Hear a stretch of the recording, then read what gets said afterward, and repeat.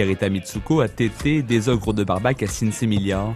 En un peu moins de 20 ans, environ 2000 groupes ont fait un petit détour par le MB de Saint-Noix. Des histoires de quelques heures, parfois de quelques jours, qui s'affichent un peu partout sur les murs. On voit, c'est je crois une des premières tournées de trio là-bas.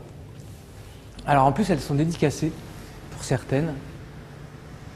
Certains qui ont disparu, d'autres qui sont devenus des stars. Témoin numéro 1 et quelquefois acteur de ses carrières musicales, Arnaud Monnier a repris cette salle en août 94. Café, le nerf de la guerre quand on bosse dans le rock'n'roll.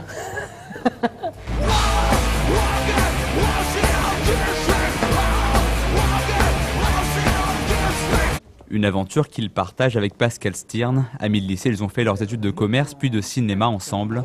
Reprendre cette salle a été un coup de cœur, un pari aussi. À la fois avec peu de budget, une équipe particulièrement réduite puisqu'on était 2. La quarantaine, les deux amis co-directeurs travaillent avec une petite dizaine de salariés pour faire vivre le lieu. Une salle de concert de 500 places, mais aussi une scène de résidence pour les artistes en création. Et un étage plus haut, quelques mystères. Si, j'ai plein de trucs marrants. Mais ils sont marrants. Mais ils sont, voilà, ils sont secrets, quoi. Justement, c'est ça le spectacle, c'est que l'envers du décor, c'est l'envers du décor et ça doit rester l'envers du décor, à mon avis. Sur les loges et ses secrets, difficile d'en savoir plus. Une intimité et une salle à taille humaine, voilà peut-être ce qui fait aujourd'hui le succès de cette salle proche de la barre des 300 000 entrées depuis sa création.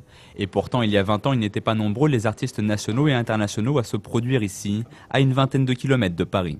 Faire venir des artistes connus dans les territoires identifiés, banlieues, quartiers, ça n'a pas été facile, ouais, mais aujourd'hui, l'histoire, l'expérience, la durée fait qu'effectivement, on a aujourd'hui cette possibilité, quoi.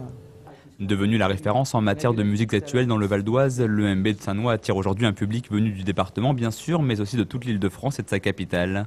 Une fierté pour Arnaud Monnier, mais pas encore un aboutissement. Lui rêve maintenant d'agrandir les lieux.